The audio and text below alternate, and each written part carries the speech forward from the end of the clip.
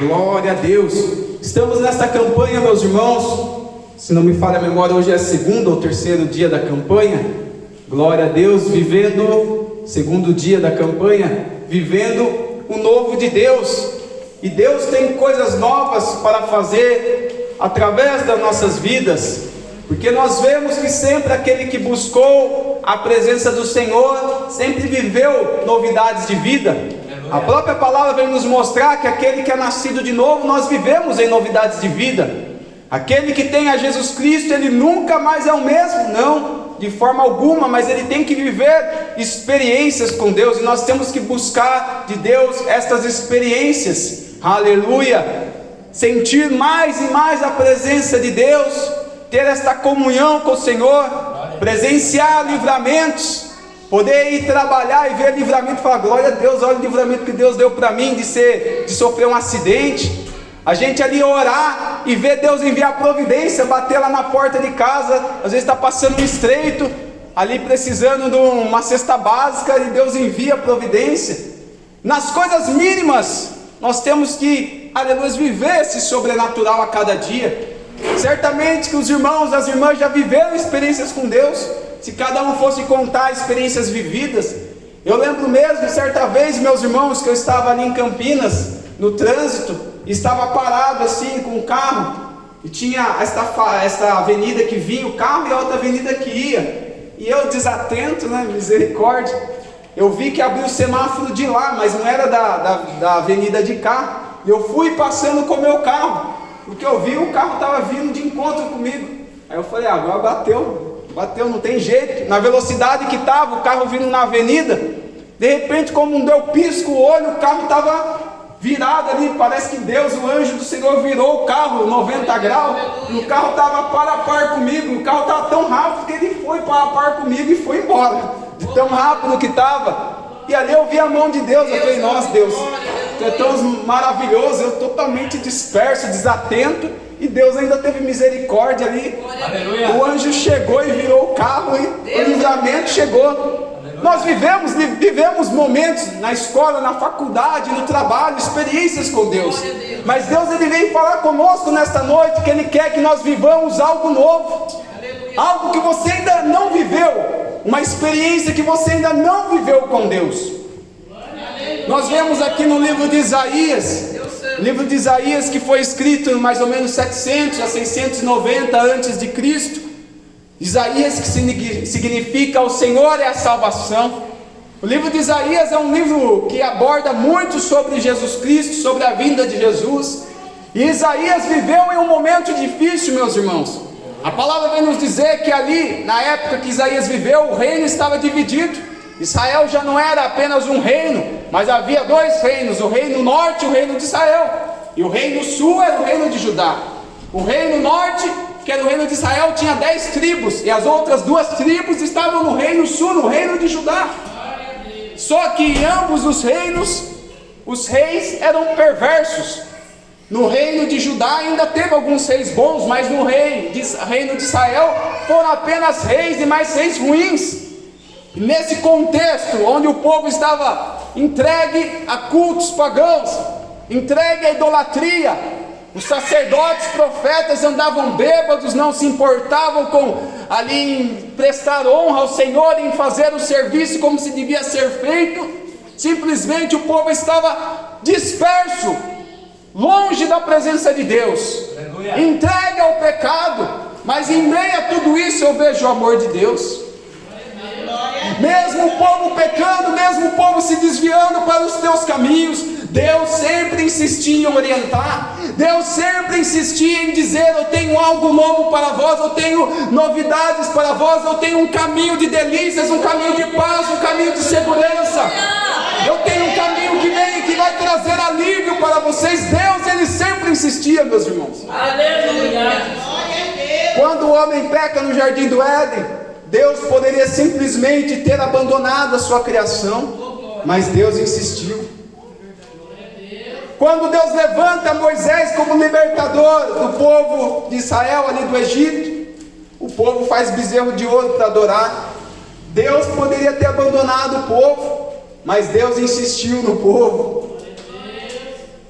Quando o rei Saul se corrompe, Deus poderia ter falado: o povo escolheu um rei para eles, preferiram um rei para seguir, que era a moda. Todos os reis, todos os reinados, todos os países dali, eles tinham reis, e o povo de Israel queria ter um rei também, estava de olho nos outros povos, nas outras nações, e queria ter um rei para eles também. Deus poderia ter visto tudo aquilo e falar: eu não quero mais esse povo. Mas Deus insistiu com aquele povo. Aleluia! Eu venho dizer para ti, meu irmão, minha irmã, ainda que falhamos, ainda que erramos, Deus, Ele insiste conosco. Deus, como um pai que nos ama, Ele nos instrui, Ele quer o melhor para nós, hein? E Ele fala nesta noite conosco que Ele tem coisas novas na nossa vida. Ele quer cumprir algo novo, Ele quer cumprir o chamado que Ele tem na tua vida, Ele quer cumprir as promessas que Ele tem na tua vida. Ei, Ele é o maior interessado para que tudo isso venha se realizar. Oh, aleluia! A aliança é registrada ali por Moisés no livro de Deuteronômios. Deuteronômios capítulo de número 30, versículo 19. O Senhor diz: os céus e a terra tomo hoje por testemunha contra vós, de que tenho posto vida e morte, bênção e maldição. Escolhe, pois, a vida, para que vivas tu e a tua descendência. Deus estava falando com o povo de Israel através de Moisés: eu tenho posto diante de vós vida e morte, bênção e maldição. Vocês escolhem. Mas eu vou deixar uma dica: escolha a vida. Vou deixar uma dica para vocês: escolha a vida, que é o caminho que vai, um caminho de delícias, um caminho de paz, um caminho de bonança. Deus, Ele deixou a escolha para o povo, mas o povo, como eu disse nesse contexto de Isaías, o povo estava corrompido. O povo estava totalmente, aleluia, sendo destruído por conta do próprio pecado que eles deixaram entrar na vida deles. Mas Deus estava falando: eu tenho algo novo para vós. Deus estava falando: eu quero fazer algo novo na vida de vocês. Eu não sei, meu irmão, minha irmã, o que você tem passado na tua vida. Eu não sei as adversidades que você tem passado na tua vida. Talvez você se frustrou diante de uma situação, mas Deus, Ele vem falar conosco para depositarmos a confiança nele. O teu Deus é o mesmo que falou com o povo de Israel: quando passarem pelas águas, não submergirá, pelo fogo a chama não arderá em ti. Eu sou o teu povo, eu dei o Egito, eu dei todos para resgate de vós. Tu és o meu povo, tu és o meu povo escolhido, eu te chamei para uma grande obra, hein? Assim como Deus falou com o povo de Israel, Ele fala conosco, hein? Tu és o povo escolhido de Deus. Talvez você se sente desprezado na tua família, talvez você se sente desprezado no teu bairro, na tua cidade, hein? Em meio do teu convívio, no trabalho, na escola, na faculdade, hein? Mas Deus está falando: tu és meu, eu te chamei para uma grande obra. Alabacaia, saia, manasséria. Muitos vão te desprezar, muitos não vão dar nada por ti, mas eu vou te exaltar nesta terra. Aleluia!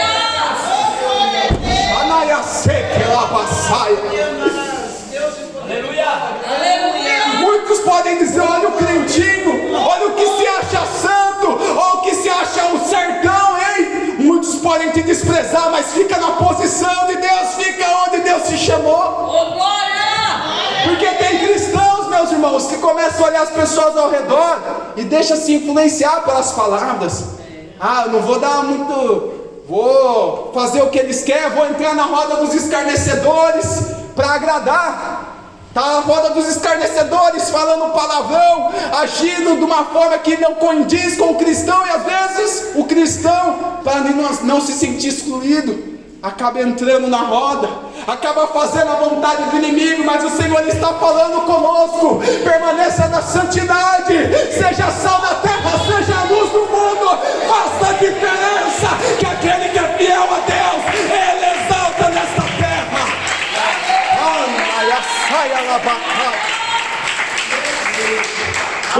O que seria de José, meus irmãos? Se quando ele fosse vendido ali para a Babilônia, ele cedesse ao pecado, ele cedesse aos ídolos, ele cedesse aos cultos pagãos, não teria José registrado na Bíblia Sagrada. Ei, mas a minha, a tua Bíblia mostra que ele foi fiel. Quando ali a mulher de Potifar tentou se deitar, ele saiu correndo, ele fugiu, ele foi caluniado, ele foi preso, mas ele permaneceu fiel. Está testificado na Bíblia que Deus exaltou a ele.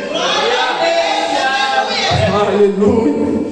O que seria de Daniel quando foi feito o edito para lançar ele na cova dos leões?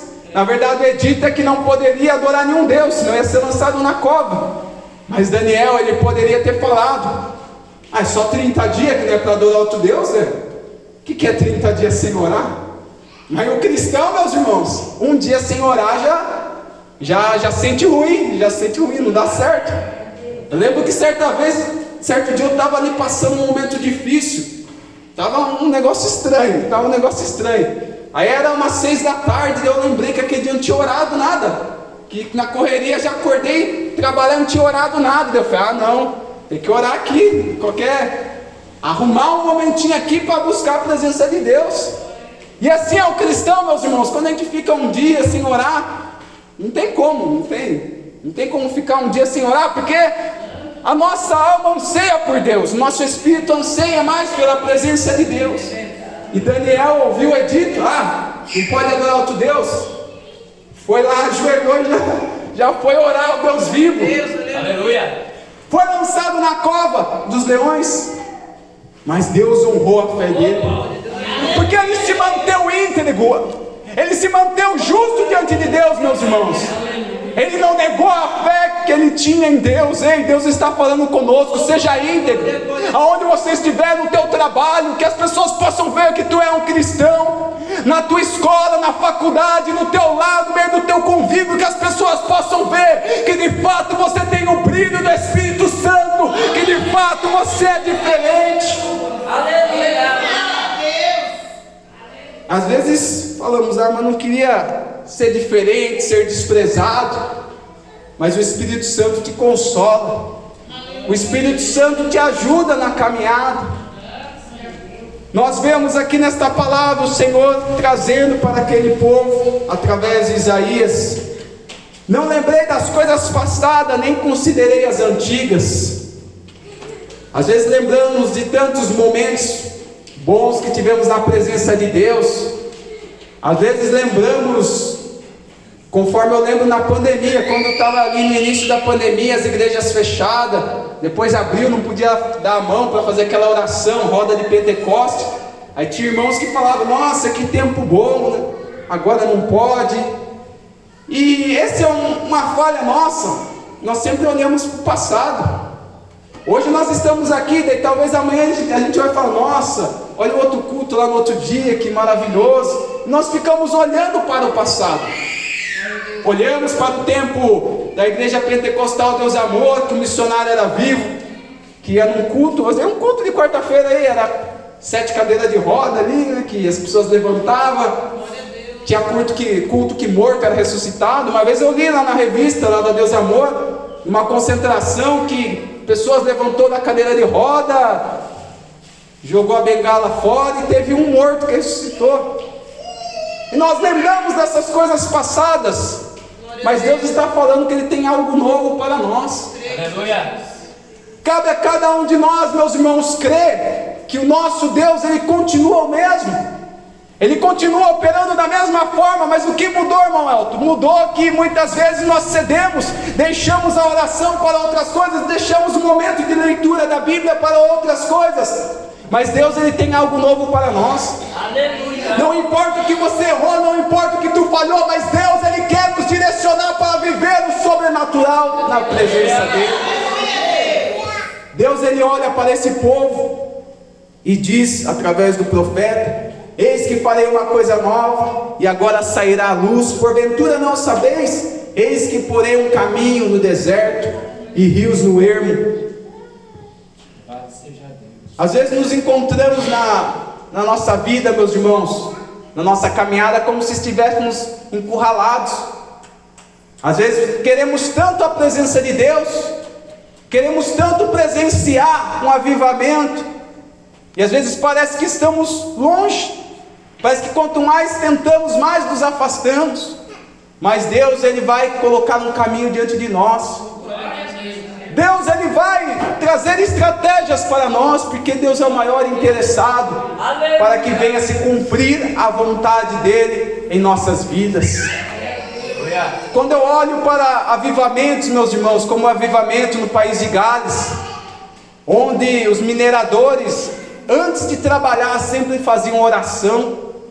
Ali as casas noturnas, os bares fecharam, porque as pessoas mesmo foi um avivamento, uma conversão de almas. Os cavalos ali tiveram que ser domados novamente, porque antes eles domavam o cavalo através de palavrão, através de xingo. Agora eles estavam convertidos, então o cavalo já não obedecia nas palavras mansas, e eles tinham que domar o cavalo novamente. E foi um avivamento, algo que marcou o país de Gales, em que impulsionou um avivamento em Azusa, na rua Azusa. Também foi um lugar onde teve um grande avivamento. E nos dias atuais, Deus precisa usar de uma pessoa, era uma pessoa específica, tinha que ser um missionário, tinha que ser um pregador, John Wesley, alguém da antiguidade para Deus usar, tinha que ser um lugar específico, uma região, uma cidade. Não, meus irmãos, Deus pode operar um avivamento aqui na cidade de Jundiaí. Deus pode operar um avivamento aqui no bairro do Vila Hortolândia. Compete a cada um de nós, porque o diabo, ele quer tirar esta verdade no teu coração. E qual é esta verdade, irmão Elton? Que o nosso Deus é poderoso para fazer o impossível acontecer. Oh Deus, Deus é maravilhoso, aleluia, Jesus. será que não temos limitado o poder de Deus nos dias que estamos vivendo? A enfermidade chega na nossa vida e nós falamos: é o nosso fim. Ei, mas cadê aquele Deus que tu pregou, que cura, que salva, que liberta? Aquele Deus que tu prega, aquele Deus que, aleluia, você sempre falou até para as outras pessoas: siga o meu Deus, aceite o meu Deus, que Ele é poderoso para curar, para mudar vidas. Aí quando encontramos uma pessoa na nossa família, nas drogas, quando encontramos pessoas ao nosso redor oprimidas, nós falamos: não tem mais jeito. Quando estamos enfermos, falamos: meu Deus, agora é meu fim, agora é meu fim. Mas Deus, Ele continua operando. Aleluia. Deus, Ele continua agindo em nosso meio. Talvez o teu coração tenha se frustrado diante de percas, diante de tanto sofrimento, diante desta pandemia que veio para atacar a mente, para atacar todo o nosso ser. Mas Deus, Ele quer operar em meio à dificuldade. Deus, Ele quer operar em meio ao deserto.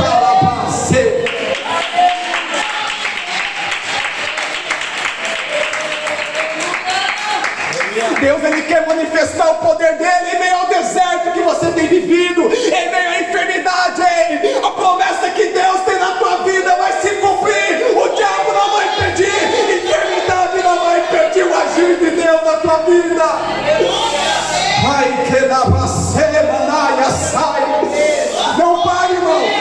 A promessa de Deus já cumpriu na tua vida? Ainda não, irmão. Ainda não, irmão Elton. Então não pare. Ai, irmão Elton, mas eu estou numa situação difícil. Está difícil, mas a promessa de Deus cumpriu na tua vida? Você sentiu que Deus já quer recolher você para a glória? Não? Então clame, então ore, então busque, então peça o milagre, peça a cura. Não desista. Deus, Ele quer manifestar o poder dEle em nossa vida. Você que almeja os dons do Espírito, você que almeja visões, você que almeja revelações dos altos céus, Deus, Ele quer trazer de volta. Anda e assai, que ela percebe. Deus, Ele quer usar o povo dEle, a igreja dEle, em milagres, prodígios, maravilhas do céu e da terra.